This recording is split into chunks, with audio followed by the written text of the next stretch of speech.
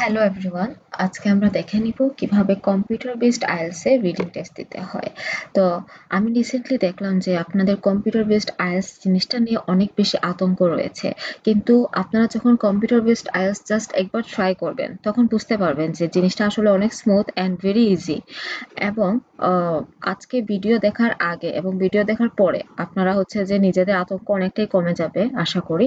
তো আজকে যেহেতু শুধুমাত্র এই ভিডিওতে রিডিং নিয়ে আলোচনা করব, কম্পিউটার বেসড আইএলটিএস এর রিডিং নিয়ে আলোচনা করব, তাই প্রথমে আমি হচ্ছে আইডিপির অফিসিয়াল ওয়েবসাইটে ঢুকলাম। সেখানে হচ্ছে যে রিডিং এর মক টেস্ট আছে কম্পিউটার বেসড আইএলটিএস এর, আপনারা চাইলে সেটা প্র্যাকটিস করতে পারেন। আমি হচ্ছে যে এখানে একটা রিডিং এর মক টেস্ট খুঁজবো এখন। যে একটা আছে start academic sample questions on computer, তো আমি ক্লিক করলাম। নিচে দেখাচ্ছে your test will begin shortly, মানে আমার টেস্ট শুরু হতে যাচ্ছে।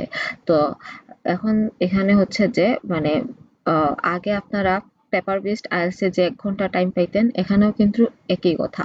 তো খেয়াল করে দেখবেন যে এখানে মানে এই বাম সাইডে থাকবে রিডিং প্যাসেজ এবং ডান সাইডে থাকবে কোয়েকশনস। তো আর এখানে আপনার আরেকটা জিনিস, সেটা হচ্ছে আপনি যখন একটা করে কোয়েকশন আনসার করবেন তখন এই যে এখানে একটা অ্যারো আছে, সেটাতে দিলে সেকেন্ড কোয়েকশনে যাবেন। আপনি চাইলে স্ক্রল করে করে যে কোনো র্যান্ডম কোয়েকশন আনসার করতে পারবেন, মানে যখন যে পেজে থাকবে সেই পেজে থাকা অবস্থাতে। এরপরে আসি, এখানে কিছু বেনিফিটস নিয়ে আলোচনা করব যেটা পেপার বেসড আইএলটিএস এ আপনার ছিল না।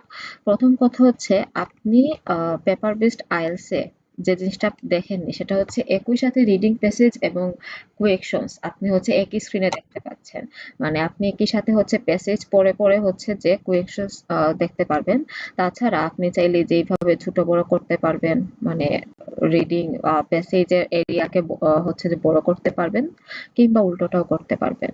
তারপরে আরেকটা যে জিনিসটা আমার সবচেয়ে বেশি পছন্দ, মানে আমি নরমালি যে জিনিসটা দেখি যে স্টুডেন্টসরা বানানে অনেক বেশি ভুল করে, সেটা লিসনিং হোক রিডিং এ হোক। আপনারা জানেন যে আনসারে বানান ভুল করলে আপনি সঠিক আনসার দিয়ে থাকলেও কিন্তু মার্কসটা পাবেন না। তো এই যে কম্পিউটার বেসড আইএলটিএস এর রিডিং এর ক্ষেত্রে এই জিনিসটা আপনারা দেখেন কিভাবে করতে পারবেন। এই যে এটা একটা কি fill in the gaps question. তো এখানে আমার কোয়েকশন নং 7, 8, 9, 10, 11, 12, 13।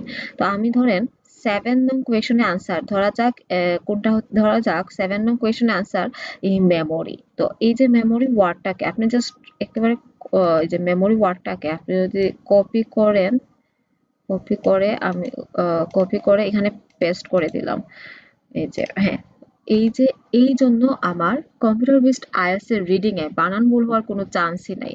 কারণ এখানে আপনি যে আনসারটা আপনি খুঁজে পাবেন পেসেজে, সেটা আপনি হুবহু হচ্ছে যে কপি করে আনসারের জায়গায় পেস্ট করলেই হচ্ছে যে হয়ে যাচ্ছে। তো আপনার এক্ষেত্রে বানান ভুল হচ্ছে না। এরপরে আসি, ধরা যাক আমি হচ্ছে যে এখন আমি নেক্সট সেকশনে যাব।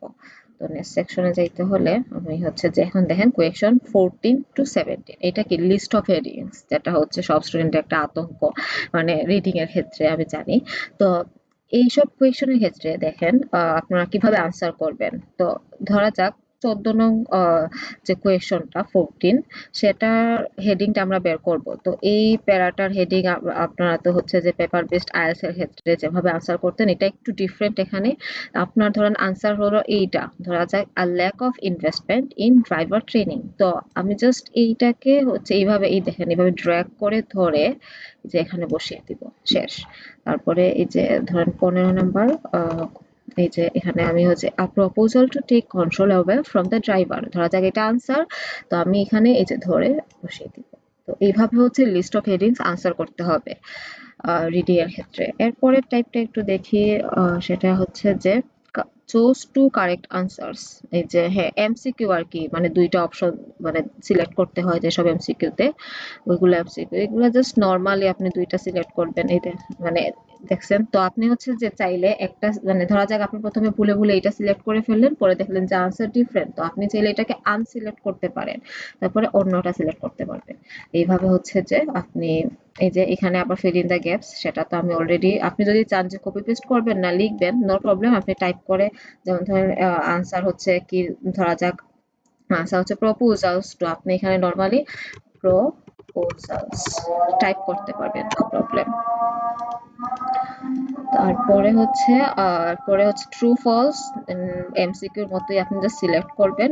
আরেকটা জিনিস বলে রাখি, আপনার কিন্তু আলাদাভাবে এখানে যে সাবমিট করতে হবে না। মানে এখানে আপনি যে আনসারটা হচ্ছে যে সিলেক্ট করতেছেন, সেটা হচ্ছে যে আপনি সিলেক্ট করে হচ্ছে যে নেক্সট কোয়েকশনে গেলে এটা কিন্তু আপনার অটো সাবমিট হচ্ছে। তো এটা নিয়ে আপনার এত চিন্তা করতে হবে না। আচ্ছা, তারপরে আসি এইগুলা তো ফিল ইন দ্য গ্যাপস। আচ্ছা, হুম, fill in the gaps। তো আশা করি আপনাদের IELTS computer based reading test নিয়ে অনেকটাই আতঙ্ক দূর হয়েছে। আরেকটা জিনিস দেখেন, আপনি চাইলে কিন্তু আগের কোয়েকশন গুলা ব্যাক করে আপনি আপনার আনসার চেঞ্জও করতে পারবেন। ধরা যাক আমি 18-19, আপনি ধরেন রিডিং টেস্ট আপনার শেষ, আপনি এখন 18 আর 19 নাম্বার কোয়েকশন যে আনসার গুলো দিয়েছিলেন, আপনার মনে হলো যে এটা আপনি চেঞ্জ করবেন, সেটা আপনি ভুল দিয়েছেন, তো আপনি চাইলে ইজিলি চেঞ্জ করতে পারবেন। মানে 1 ঘন্টা সময়ের মধ্যে আপনি এখানে চেঞ্জ করতে পারবেন, নতুন আনসার এড করতে পারবেন। মানে এখানে কোনো ওভার রাইটিং হচ্ছে না, কিছুই হচ্ছে না, খুবই স্মুথলি আপনি হচ্ছে যে সবকিছুই করতে পারছেন। বুঝা গেছে? তারপর আপনি এই যে ফাইনাল একটা সাবমিশন হচ্ছে যে 40 নং কোয়েশ্চেন আনসার করার পর আপনি হচ্ছে ফাইনাল একটা, আপনি এখন ফাইনাল সাবমিশন করতে যাচ্ছেন। মানে তো ফাইনাল সাবমিশন জাস্ট এখানে একটা রাইট ক্লিক করবেন, তারপরে হচ্ছে ক্লিক নেক্সট টু কন্টিনিউ, নেক্সটে দিবেন। তো আপনার হচ্ছে যে এক্সাম দেওয়া শেষ। মানে আপনি জাস্ট আইডিপির অফিসিয়াল ওয়েবসাইটে ঢুকে খুব ইজিলি মক টেস্ট দিতে পারবেন, সেটা রিডিং, রাইটিং ও লিসনিং হোক।